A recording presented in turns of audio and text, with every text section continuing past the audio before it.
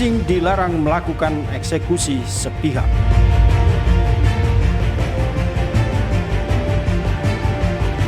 Merampas, mengambil secara paksa, mengintimidasi, bahkan sampai memicu bentrok massa. Inilah cara-cara yang selama ini dilakukan pihak kreditur dalam menyelesaikan persoalan kredit macet dengan berdasarkan pada sertifikat jaminan fidusia. Ironisnya, cara-cara yang bisa dikategorikan sebagai tindakan barbar seperti ini terjadi di negara hukum bernama Indonesia. Ini membuat publik bertanya-tanya, benarkah negara absen dalam persoalan yang menyangkut hajat hidup orang banyak seperti ini? Apakah hukum telah tumpul dan tidak berdaya menghadapi tindakan melawan hukum seperti teror, perampasan, dan intimidasi? Praktek eksekusi sepihak yang semakin hari semakin meresahkan ini sebenarnya berpijak pada Undang-Undang Nomor 42 Tahun 1999, terutama pasal 15 ayat 2. Dalam undang-undang ini, sertifikat jaminan fidusia dinyatakan memiliki kekuatan eksekutorial. Artinya, pihak kreditur dalam hal ini pihak leasing berhak melakukan eksekusi atas objek bila mana terjadi kredit macet. Jadi kalau ada konsumen sebelum tahun 2019 ada putusan nomor 18 itu, pihak leasing itu bisa mengambil dimanapun dengan cara apapun objek jaminan fidusia itu karena berlindung di balik Undang-Undang Nomor 42 Tahun 1999 tentang fidusia. Tetapi setelah adanya putusan Mahkamah Konstitusi tahun 2019 khusus dilarang. Jadi hanya melalui penetapan eksekusi pengadilan lah baru bisa dilakukan eksekusi. Dalam perjalanannya, implementasi undang-undang ini menimbulkan banyak persoalan, terutama dalam hal cara-cara eksekusi yang dinilai sangat tidak berperi kemanusiaan. Lewat jasa para debt collector, leasing terkesan bertindak sewenang-wenang. Objek kredit bisa dengan semena-mena ditarik di jalanan. Bahkan tidak jarang para debt collector mendatangi rumah dan melakukan intimidasi terhadap para debitur. Tindakan-tindakan seperti ini dinilai tidak berperi kemanusiaan dan tentu saja tidak sesuai dengan jiwa dan semangat negara hukum. Maka pada Desember 2019 diajukan judicial review terhadap undang-undang ini. Hasilnya, keluarlah keputusan Mahkamah Konstitusi nomor 18 garing PUU garing 17 garing 2019 yang intinya menyatakan bahwa sertifikat fidusia tidak memiliki kekuatan eksekutorial. Artinya, leasing tidak bisa melakukan eksekusi secara sepihak. Sebaliknya, eksekusi jaminan fidusia harus melalui keputusan atau penetapan pengadilan. Beberapa waktu lalu saya sudah pernah membahas tentang putusan Mahkamah Konstitusi nomor 18 garing PUU garing 17 garing 2019 tentang permasalahan fidusia. Yang mana yang diuji adalah Undang-Undang Nomor 42 Tahun 99 tentang jaminan fidusia. Khususnya pada pasal 15 ayat 2 yang diuji. Apakah Undang-Undang Nomor 42 Tahun 99 khususnya pasal 19 itu bertentangan dengan Undang-Undang Dasar? Maka putusan tersebut dikabulkan, yang mana pasal 15 ayat 2 yang menyatakan bahwa sertifikat jaminan fidusia mempunyai kekuatan eksekutorial yang sama dengan putusan pengadilan yang telah berkekuatan hukum tetap, itu dinyatakan bertentangan dengan Undang-Undang Dasar. Keputusan Mahkamah Konstitusi ini memiliki dampak yang sangat besar terhadap proses penyelesaian persoalan sita jaminan fidusia. Apa dampaknya?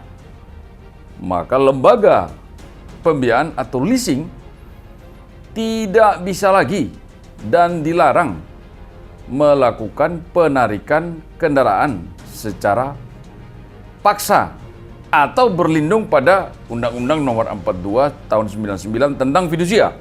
Itu makna dari putusan Mahkamah Konstitusi nomor 18 PUU 17 2019.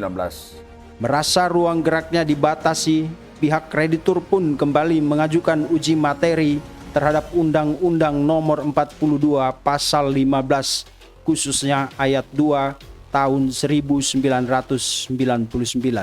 Hasilnya sudah diputuskan oleh Mahkamah Konstitusi, di mana permohonan uji materi yang diajukan ditolak seluruhnya.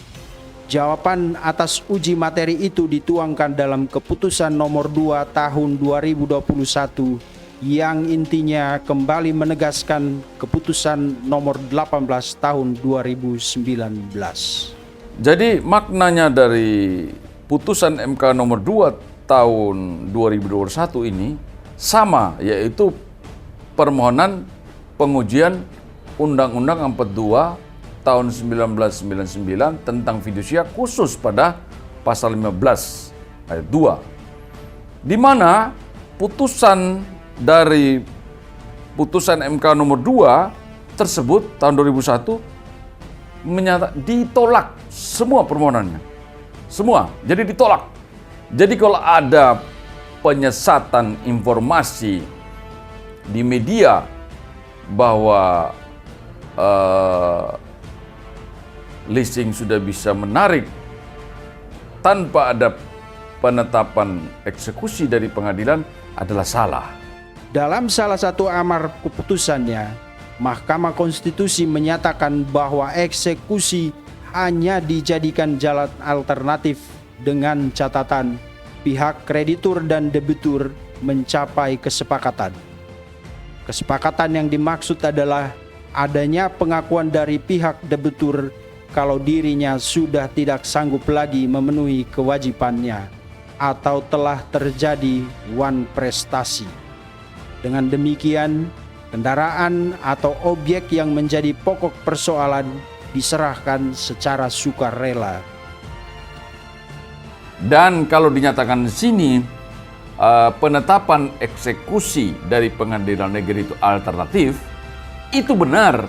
Alternatif itu supaya dipahami bahwa jika pelaksanaan eksekusi itu bisa tidak dipergunakan dengan penetapan, ada syaratnya. Selama konsumen mengakui adanya wan prestasi dan secara sukarela menyerahkan objek jaminan fidusia. Nah, kalau itu yang terjadi, tidak perlu lagi pakai penetapan eksekusi, berarti dia menyerahkan sukarela dan itu namanya serah terima.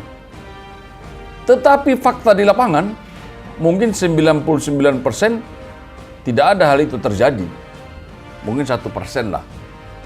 Pasti dengan segala alasan konsumen itu berargumentasi mempertahankan haknya.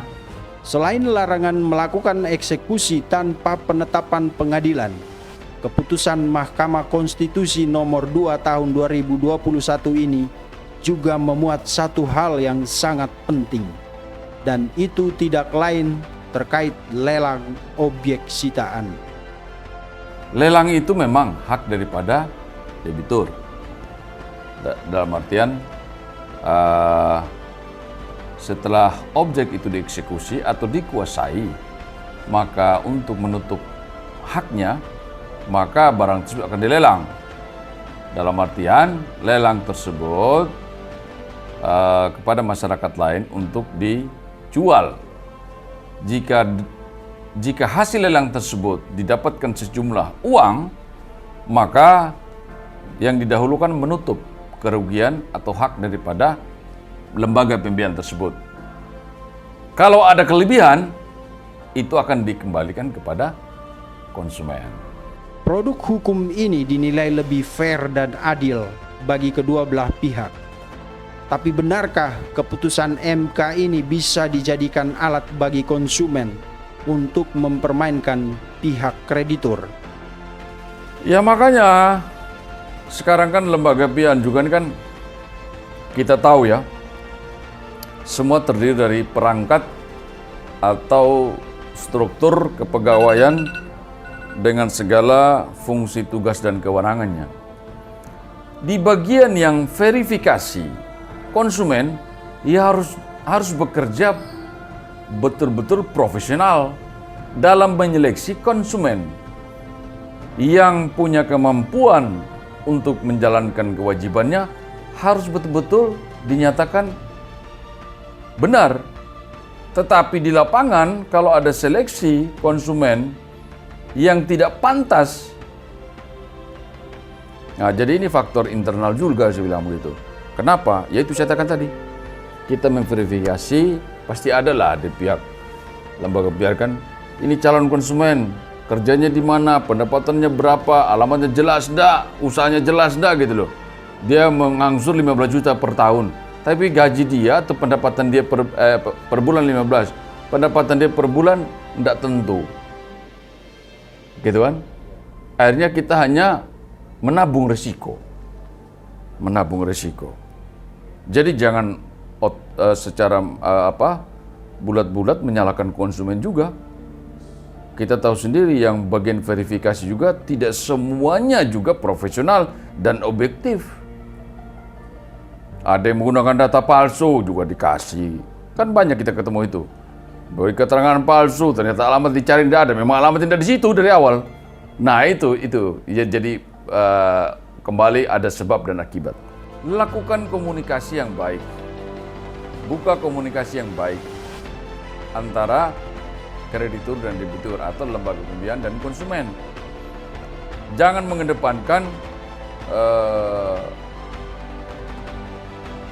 melakukan tindakan setelah macet.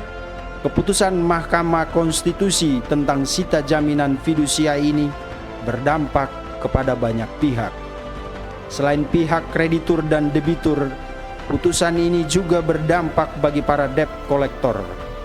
Dengan dasar keputusan Mahkamah Konstitusi nomor 2 tahun 2021, maka para penagih hutang berwajah garang itu tidak berhak melakukan praktek perampasan kendaraan seperti yang selama ini terjadi. Pihak kreditur berhak menuntut perlindungan hukum kepada negara jika debt collector atau pihak leasing masih menjalankan praktek eksekusi sepihak dengan cara-cara yang tidak manusiawi. Pihak lembaga pembiayaan selama ini kan menggunakan debt collector atau pihak ketiga lembaga penarikan. Kalau dengan tidak mengikuti perintah undang-undang atau putusan Mahkamah Konstitusi, akan berdampak hukum pada banyaknya debt collector menjadi tersangka karena melakukan suatu tindakan di luar koridor hukum. Berarti akan menimbulkan masalah juga bagi lembaga pembiayaan atau kreditur. Jadi siapa yang melakukan dan menyuruh melakukan patut diduga melakukan tindak pidana. Kalau mengikuti aturan atau putusan Mahkamah Konstitusi ini mengedepankan mengutamakan permohonan penetapan eksekusi, saya rasa pihak debt collector atau pihak ketiga ini masih tetap dipakai. Karena objek ini kan tidak diketahui di mana. Biasanya sudah tidak berada pada posisi awalnya. Ya pihak inilah yang mencari kan. Dengan adanya penetapan eksekusi, dengan adanya surat kuasa, begitu. Surat kuasa mengamankan hak daripada kreditur dalam hal ini lembaga pembiayaan.